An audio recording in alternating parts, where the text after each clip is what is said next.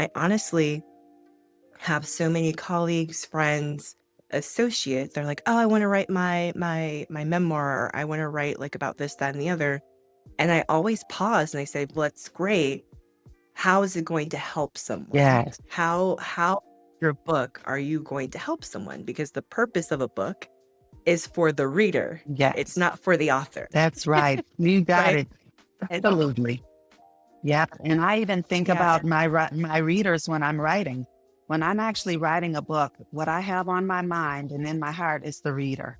And I write as if I'm having a conversation with the person, and I've had so many of my readers say, "Oh my gosh, I feel like I'm sitting down having a cup of coffee with you when I read your book." And hmm, it's because I have that personal mind, whoever it is I'm trying to reach, whoever I'm trying to encourage or help or strengthen on their journey.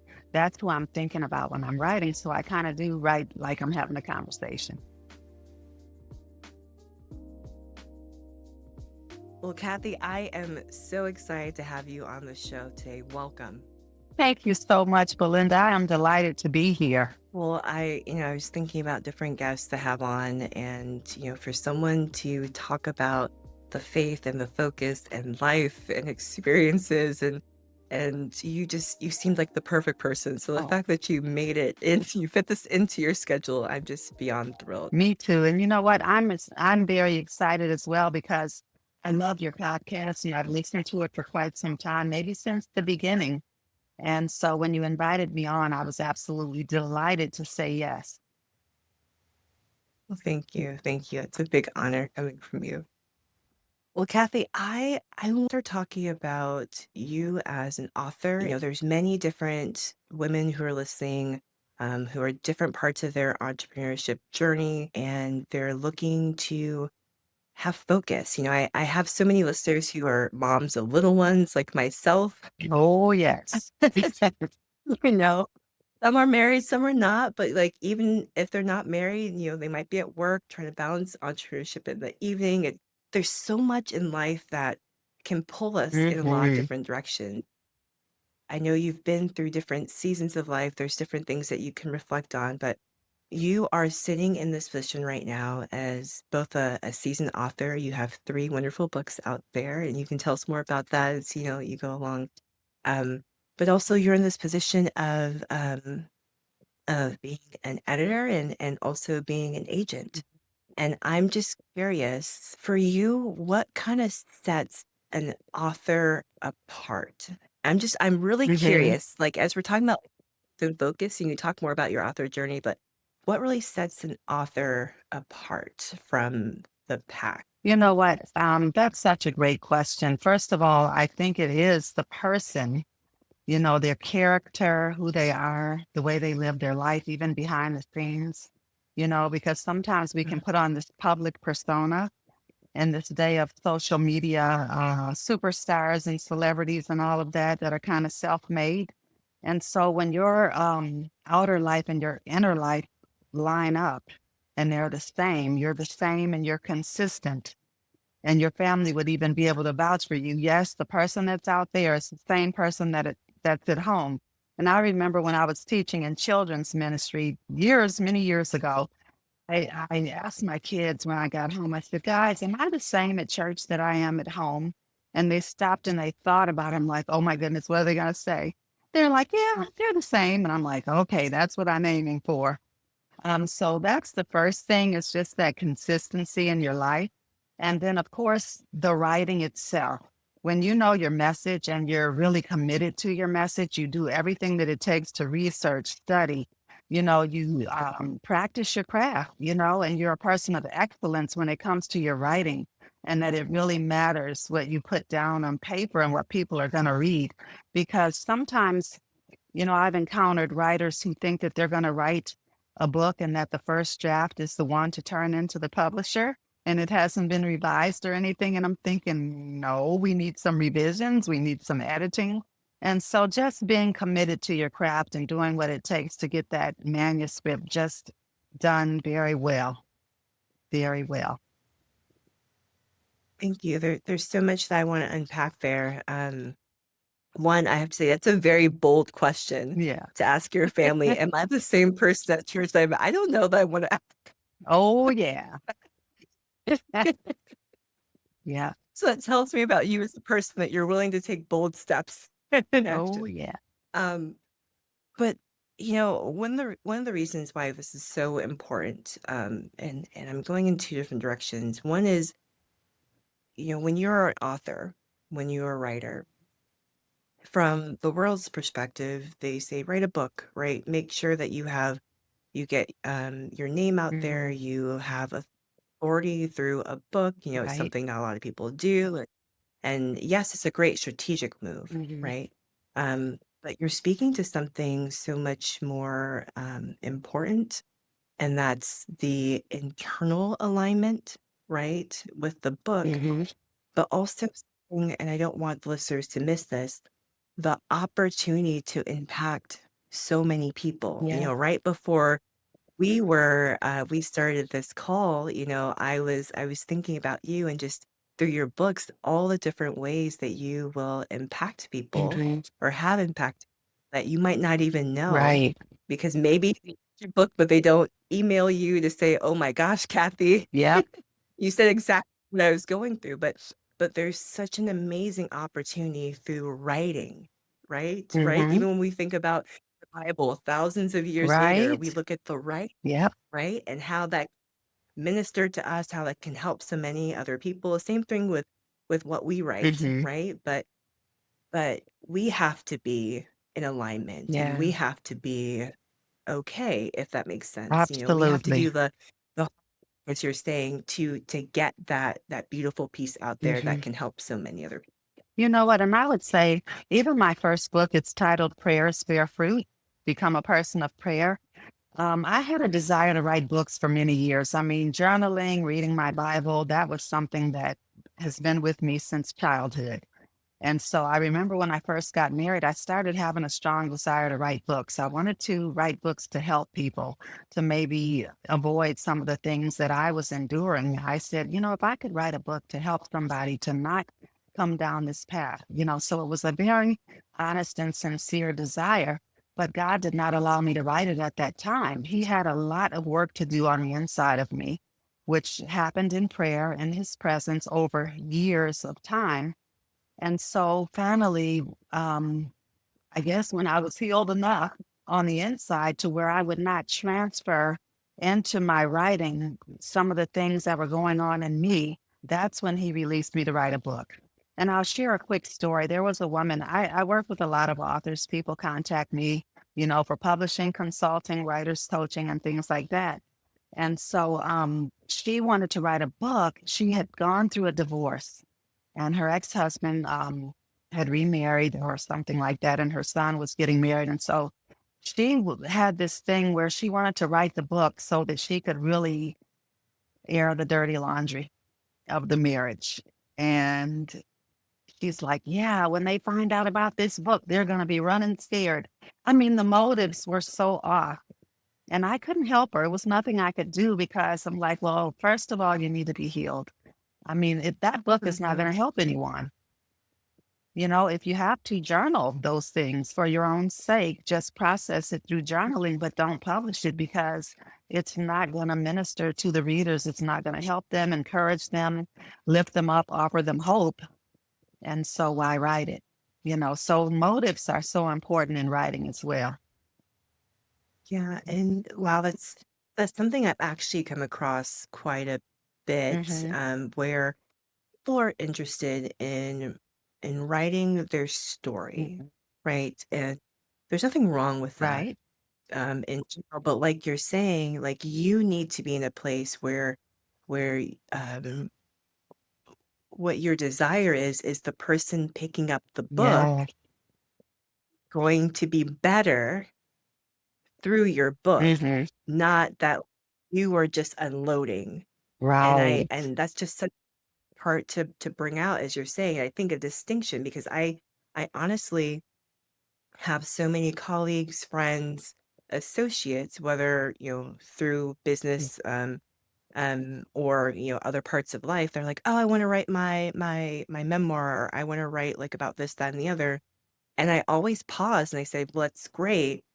How is it going to help someone? Yes. How your book are you going to help someone?" Because the purpose of a book is for the reader. It's Yes. not for the author, That's right. You got right? it. And Absolutely. Yeah, and I even think yeah, about my readers when I'm writing. When I'm actually writing a book, what I have on my mind and in my heart is the reader. And I write as if I'm having a conversation with the person, and I've had so many of my readers say, "Oh my gosh, I feel like I'm sitting down having a cup of coffee with you when I read your book." And mm, it's because I have that personal mind, whoever it is I'm trying to reach, whoever I'm trying to encourage or help or strengthen on their journey. That's who I'm thinking about when I'm writing. So I kind of do write like I'm having a conversation. mm, Yeah. wow. That's such a great tip. So I know we're talking about faith and focus, right? And all of this is to accomplish what God has really designed you to do. And Mhm. I know we're spending more time talking about writing today, and it's just so impactful. I would definitely encourage people as they're going through a journey to consider writing, Mhm. when they're at a good point. Um, I want to talk a little bit more about the process because you mentioned with your first book you had good intentions, but it wasn't Yeah. time. And I don't think that people often think about that. It's just like, oh, I have an idea, let me do it, Mhm. right? And so there's the internal work that as you've been talking about, but I'm just curious if you have any suggestions about the process that people should go through as they're doing internal work and what internal work really looks like. Mhm. What does that mean? Yeah. For me, it means that, I have a daily prayer life. I'm going to sit down. I start my day every day. When I wake up, I open my eyes. The first thing I do is I'm listening. I'm listening to Mm, see what is God saying to me right now. He gave me a new day. What's on his heart for today? You know? And so that's the first thing. But beyond that, when I get up with my Bible, my coffee, my journal, my prayers that are on my heart, um, I'm always starting my day that way. And so one of the things that I've learned, and I know we're not really talking about prayer per se, but this is my own process for what God has done in my life. I can go to God and ask him, Lord, I need this, or Lord, will you do that? And he will begin to talk to me about something else. Not that I had mentioned that, but that was what he wanted to talk about. And he's like, in so many words, saying, Kathy, let's deal with this. Let's deal with the anger. Let's deal with the unforgiveness. Let's deal with the weariness or whatever it is that he knows is most important. And so it's like you acknowledge those things that are going on the inside of you instead of pretending they're not there or pushing them down. Or, it's like you want to just make sure that you deal with those things. Whatever God brings before you, whatever the Holy Spirit reminds you of, deal with it, own it, say, Yes, Lord. I repent, forgive me, help me, and he's there to help us. That's why he brings it up because he wants us to be better. And so mhm, it could be day after day, years after years that he's working on one particular area because there are some mhm. deep, seated wounds there. And so it may take time, years, months to heal those things. And so once they've been dealt with, that's when you're ready to move forward, to go out and be a Mm, blessing and to help someone else. yeah. Wow. So there's a couple things, and I'm trying not to get teary-eyed as we're talking because I'm just reflecting on so many things. Um, One of the things I tell my clients, and this is true in books as you're writing as well, is you are your business. So as an author, and you're in the book writing space, that might not be the right term. You can Mhm. correct me. You're still a business. Like you are in the business of producing books, and so what you're saying is exactly what I'm just been thinking about and telling my clients that like you have to deal with you because even if you're listening and you're not an author, you're not an aspiring Mhm. author, the reality is that you do in business, whether you're coaching people, because you're it's transferring words, right? Right. It's either on paper or it's in a consulting Yes. what you're speaking, what you're saying comes, yes, from your mind, but also your heart. Like, and so it's all your past experiences. So Mhm. even as Kathy was talking about, times it's a little deeper Right. and it takes a little Yeah. to deal with. how you structure your day or don't structure your day, like your life, your past experiences influences your business and your writing. And so Mhm. that's so important. And one thing that you said at the beginning that I just want to underscore for people is that God has a plan for your day. There's something that he wants to do. Like, and what I want to take a little bit even deeper is that God wants to talk to you. Mhm. He wants to talk to you. Yeah, He wants intimacy and he wants to talk with you. that's right. And just like any other relationship, he wants to talk with you. He wants to hear from you, but he also wants to talk with you. That's right. Um,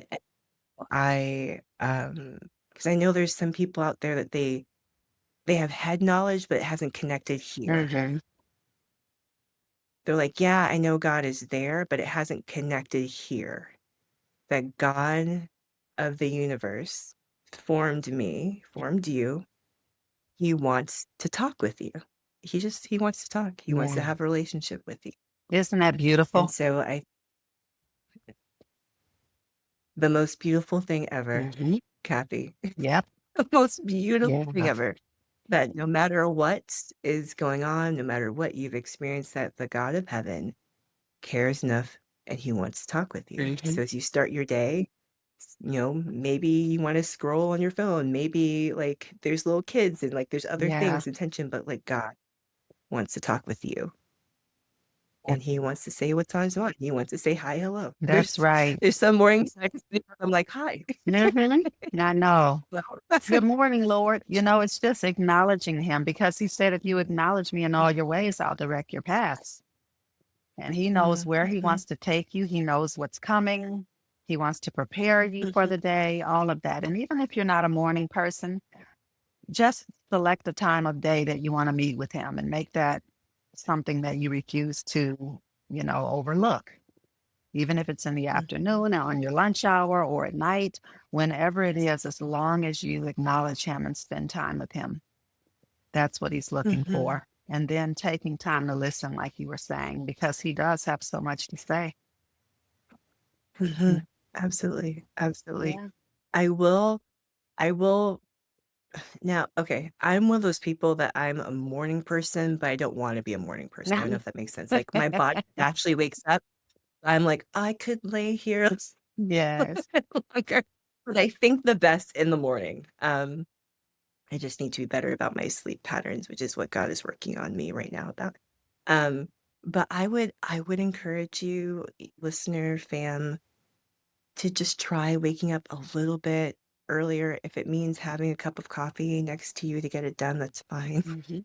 But just because there's something I used to teach a youth group, and, um, I remember talking with the young people, and there's just something about starting some of them were like, "Oh, I wanna do, like, devotion in the night." I was like, "That's fine. Mhm. Like, try in the morning. Just flip the script for, like, a week. Just try it in the morning." And all of them, if not the majority of them, came back and were like, "You know what? My days were better Right. when I started it in the morning." Yeah. So it's one of those things, like, it's even if it's hard to get up in the morning, even if you're like, "Oh, this bed is so nice and warm and cozy," there's just something about starting your day with God, starting your day with the right mindset Yes. that the day grows better, right? Even if things come up, Absolutely. like, the peace that you have, like, as you're looking at chaos, you're just like, "It's fine. It's Mhm. fine." Yep. Like, Yep. It's different true. place. It's true. It I would just sets the encourage. course of your day. Yeah. It really does. It sets things in order, sets the course of your day. Um, I remember even going to an event recently and I was to lead prayer at this event and I was praying about what to pray about. I was like, Lord, okay, Mhm, so what do you want me to pray about? And he actually gave me a strategy and what to say and do with these women. And I'm like, wow, thank you, Lord. But had I not stopped to acknowledge him and ask, then I would have just been up there praying just a random prayer. It may have sounded good, but because he spoke to me in that moment as I'm getting ready for the date and ready to head out to the event, I knew exactly and precisely what he wanted me to pray over the women. And then they came up and they're like, oh my gosh, your prayer. That was just what I needed. mhm. Only he knew. Yeah. Mhm, Wow. Wow. Yeah, God is in the details. mhm, He's very much in the detail. Now, there's a couple of things that I wanna, because I know I took us down the track, but I wanna go back to the healing part, mhm, because this is a I told you this before, this is a journey that I'm on right now. So there was a day earlier this year that I woke up, and as soon as I woke up, I heard God say, "You need to work on your health." mm, And he was stern. He was it like, and I just wanna just elaborate on this a little bit more for those who are different places in mhm. their journey with God. Stern, not mean, Right, right? That's not, I right. want to emphasize, not mean, but like, this is a important thing. Mhm. Yep. You need to do it. It's something you need to do now. Yeah, yeah. Right? It's like if we're walking with our grandchildren or our children somewhere and there's danger, you're stern. You're not being mean, but like Mhm. you're like, no, this is something that you need to attend to because this is going to hurt you. Yes. Um, and so which don't we want that kind of love and protection? Like this is going to Mhm. hurt you where it's happening, work on it now. Um, and so I've been on this journey of doing a lot of the inner work that you were starting to talk about. And Mhm. if there's other things that you want to bring in, I would love to hear that. But part of that has been unlearning a lot of things Mhm. and working through my people pleasing and working through limiting beliefs and trying to be better about sleep, like the practical things. Like sometimes I'm good, sometimes I'm Mhm. not. I'm still on the journey. Yep. Yep. And listening, yes, more in prayer. I'm curious if there's other thoughts that you have there about your personal journey or others that you've seen or others that you've worked with in terms of the healing, because and I've told you this before, you have such a calm spirit, Mhm. right? And that stands out in today's Thank you. age. Yeah. So, and that really comes like after being processed, so to speak. And I want to use like that kind of language of after going through things, right? Mhm. Um, so I'm just curious if there's any other thoughts or suggestions that you have there or things that you've seen or counsel other people. Yeah, I'm just thinking, um, I know I mentioned journaling, and the importance of Mhm, doing that. That is one way to really process what's going on the inside. I started journaling as a child, and I would just go home and write about what happened during the school day, the bully that bothered me on the playground, whatever I had to put, seasons when I went through things like the loss of my dad. Journaling is so good because you're really pouring your heart out on paper. And when I wrote my first book, one day I was looking back through some old journals, and to my utter surprise, what I had in my book was what was written in my journal. I saw things that had been written down in my journal. And so I think it's like a healing tool, to actually journal and process your thoughts and your feelings. And just making sure that you receive God's love, His mercy, His strength, His mhm, grace, whatever it is you need, He has mhm, it. It's available to you. All you mhm, have to do is lean into Him, ask Him, mhm, and He will give it to you. And He knows what's going on the inside of us better than we do, you know? And so as He mhm, brings mhm, those things up, and gives you ways to deal with them, because I even remember needing to write a couple of letters to some people, just following the leading of the Holy Spirit is really what it is, because everyone's process may be different. If I could say it's mhm, a list of steps 1 through 10, if you just do these things, you're going to come out great. But there is no list, because each of us have different journeys and what we've gone through. And when you sit down in His presence and you do that day after day, and that becomes a part of your life, He's going to help you mhm, process everything that needs to be processed. And even mhm, if it's not like pain and heartache, suffering, and those kinds of things, He also will lead you on your journey to success. He'll give mhm, you, mhm, he'll begin to illuminate your mind and heart concerning your purpose. Just like me with the mhm, writing, that was a desire He dropped in my heart. And then it took me a long time, to first of all get healed, Secondly, I had never written a book, so I didn't know what I was doing, and I didn't take it seriously, so I played around with it. But it's like he has always been there every step of the way to help me with every level, whether it's releasing a book, starting my business, getting into the world of agenting, all of that. He led me every step of the way. And it was always in his timing because there were things that I wanted that it wasn't time for that. And I had to Mhm, wait, wait, wait. And that process of waiting is just so valuable. It seems unproductive. It seems like, you're wasting time. The world's passing you by, which it's going so fast. People are doing so much. And I remember I took a 3-year break from social media. And I did that on mhm, purpose. And I dug into doing some other things and was able to complete what I was going after. When I got back on social media, I was so surprised at the noise level, the voices. And it was almost like I was seeing mouths like, wah, wah, wah, wah, wah, wah, wah. It was like, what is everybody talking about? Because I'm a person that loves my peace. I love quietness. I love being in God's presence. So it just seems mhm, so noisy, and I had mhm, to ease my way back into it, but it was so overwhelming. And I think even mhm. limiting how much time you spend there is so valuable to, your own self-care because we can be on Absolutely. overload, just overloading ourselves with information to the point where we don't know what we're doing, you know?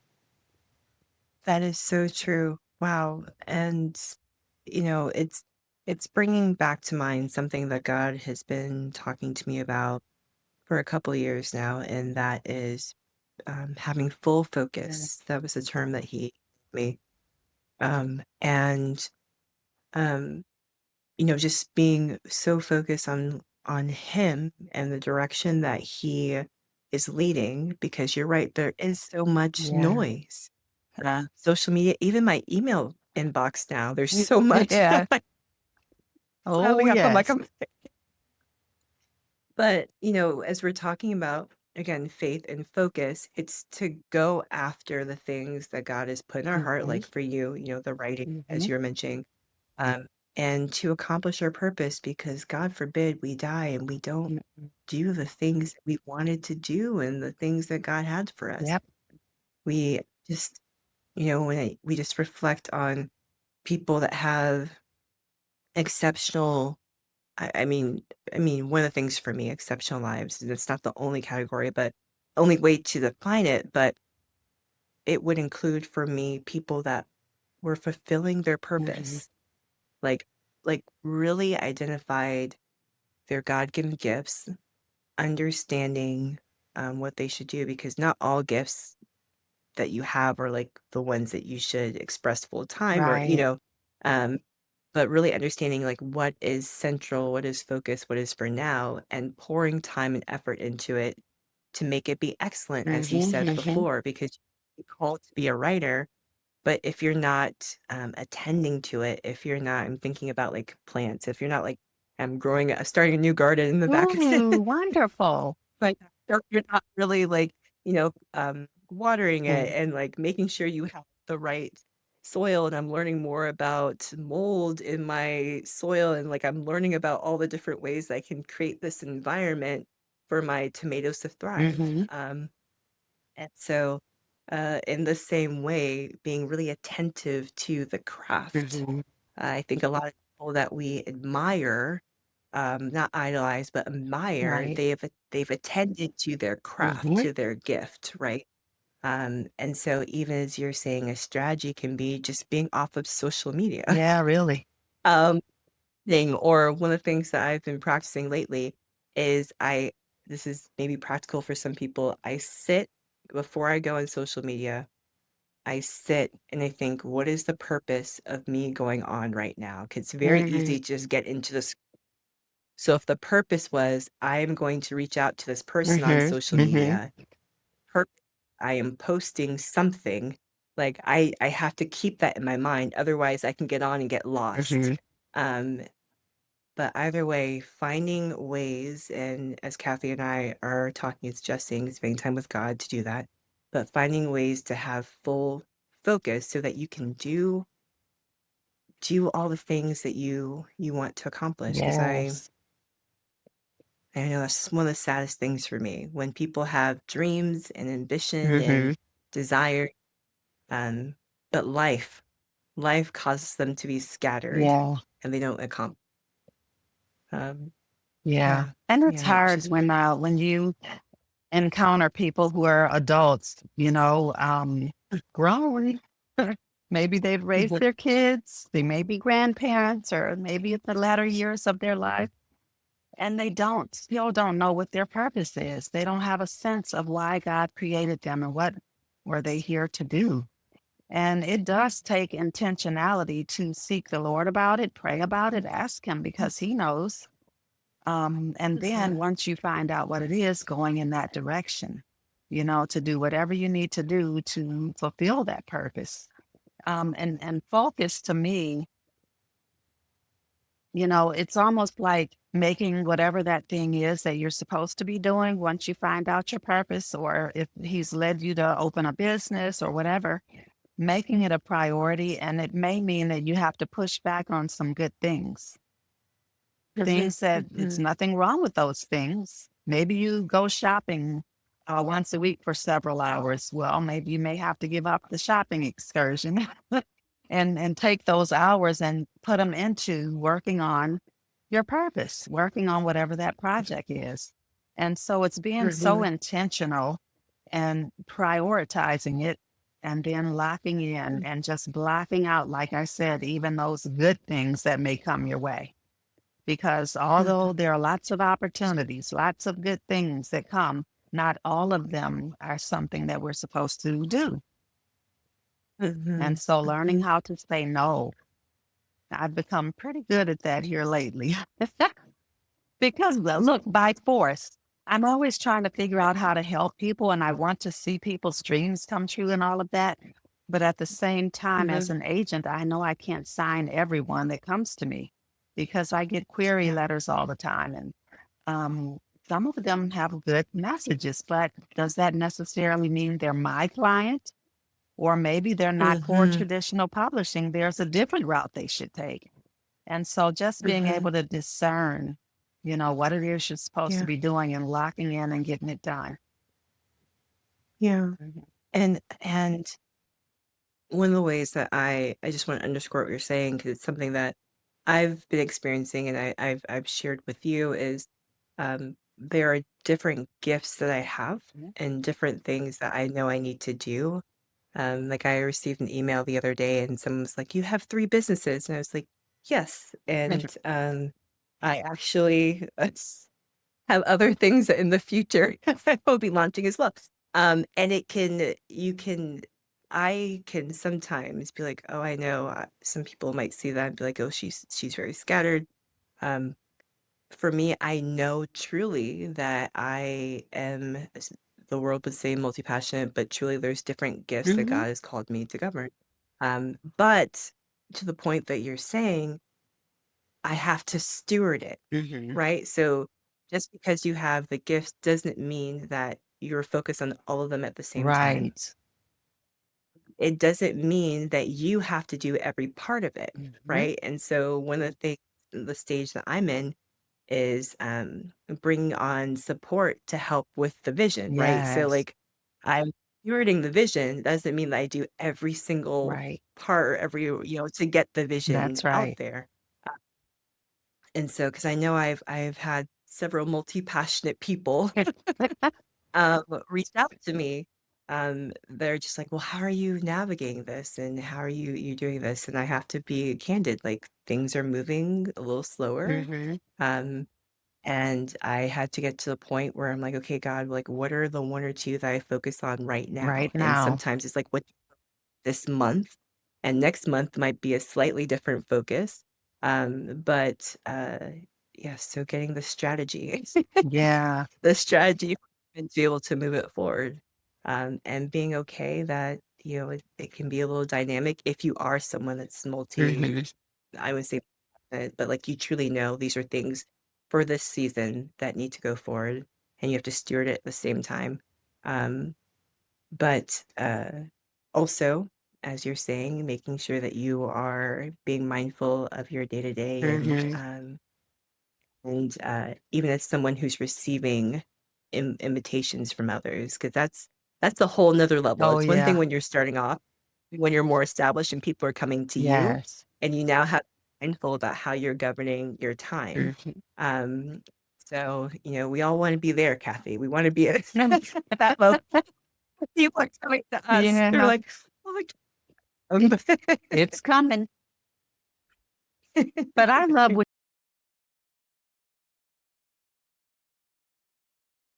you said about right now. It's like even the name of your podcast, Seasons and Stewardship. Just like stewardship. Yeah, I Mhm, love, love, love the name because we're in seasons and we have to steward those seasons. And one of the things that I mhm, love is embracing the season you're in. Whether that's a mom who has little children that she needs to give her attention and time to and love on those kids because it's only a small window before they're gone off to mhm, school. I'm being at mhm, peace with that season of her life. Um, and so even with me, like I have lots of things that I want to do as well, but knowing like what is God wanting me to do in this season? What am I to do right now? Because only one thing can be at the forefront. Only one thing mhm, can be the main thing, and then these other things are coming after it. So discerning the times and the seasons for what God has mhm, given you, because even being multi-talented, multi-gifted, people can even pull on you to do things. Like, in my family, I used to be a hairstylist. I went for cosmetology when I came out of high school, and I used to do everyone's hair. And then I moved away. And then when I would travel back home, they'd say, "Come on, do my hair." It's not that season anymore. mhm, Dresser mhm, anymore. I'm a writer now. And people will try to keep you in that season of mhm, doing what they're, you know, used to you doing or familiar with you doing, only seeing you in that box. But then God is mhm. branching you out into something else. Another thing is that people say, "Well, you're a gourmet cook. Why don't you cook more?" That season has ended. No, because I do cook for me and my husband, but at the same time, I don't make those huge dinners like I used to. Maybe during the Mhm. holidays, I don't even bake like I used to. I would make homemade bread, um, cakes, pies, whatever. I don't do that anymore. It's been years since I've done that. That had its time and its season. And so now, Mhm. I cook light. I'm really health conscious, and I try to cook healthy for me and my husband. And so things have times and seasons. That's just a practical example, but knowing your season is just so important. Yeah. Wow. Mhm. Wow. Thank you for sharing that. I will say though that I am sad to hear that you're not baking anymore because I was gonna make my way down to Texas. Like, okay, I'll bake for you, Belinda. there's a bagel down the street. I'll bake if you come to town. I will. Because it's one of my favorite things to do. It's a hobby. I love it so much. And I started baking as a kid, all from scratch. But because I'm Wow. watching my weight, trying to eat healthy, I don't do it anymore, but I Mhm. still do enjoy it. Mhm. Yeah. So if I you do come too. to town, I'll It's bake for you. thank you. Thank you. I appreciate it. It was something that I used to do as a kid as well. I haven't done as much because my grandfather was a baker and he had his own bakery. Really? Oh It my was actually gosh. entrepreneurship bug really comes from him, like, coming down that line, and so some of my fondest memories were just like, we're gonna need bread, and we're just gonna, like, spend time together," and so I That always sounds associate so baking good. that. Mhm, Yeah. mhm. So yes, I would love to bake with you or just Yeah, we eat can do from it your together. You help me eat it. I We'll love do it that. together and we'll both eat it together. Yep. Well, Kathy, thank you so much for being on the show today. It has been just a pleasure. And if you are still tuning in to this episode, make sure that you send me a DM on Instagram. Just send me the word seasons so I know that you made it this far. I appreciate all of you that are listening. And Kathy, if you can just tell listeners where they can find you, where they Sure. can find you on social media, or if they're interested in maybe editing services or any other Mhm. packages that you offer, just where can they connect with you? Sure. Well, I have a website. It's kathyrgreen.com, and you see my name on the screen there. But it's Kathy with a K, the letter R, and green, just like the color. So kathyrgreen.com, that's my Instagram handle, my Facebook page, and then my website as well. So I'm easy to find. If you Google me, you'll see a whole bunch of stuff because I've been out here for a number of years. I'm also a part of the Embolden Media Group, a literary agency. And so emboldenmediagroup.com, they can find me there, and I would love to connect. I hope you all will follow me. Yeah, and then on my website, there's books. My books are all on my website, and they're all prayer books to help people in the area of prayer. Love that. Thank you. Thank you. Well, please follow Kathy and please check out her book. She's absolutely wonderful, which is why she's here because you guys know I only bring you the best. So that's why she's here. Thank you, Well, thank you Belinda. again, Kathy. A pleasure. I know listeners have gotten so much out of it. I've also selfishly gotten Oh, a I lot out hope of it. So so. thank Thank you so much for having me. It's been a pleasure, and I hope I can come back again. oh, absolutely. Absolutely. Thank you. Thank you. Well, fam listeners, thank you so much for tuning in today. Please let us know what you got from the episode, any practical tips that you're going to start applying, and make sure that you reach out to us, connect with us in social media, send your messages down below, and we'll make sure to reach out to you and respond. All right, fam, well, take care. You'll see you on the next show.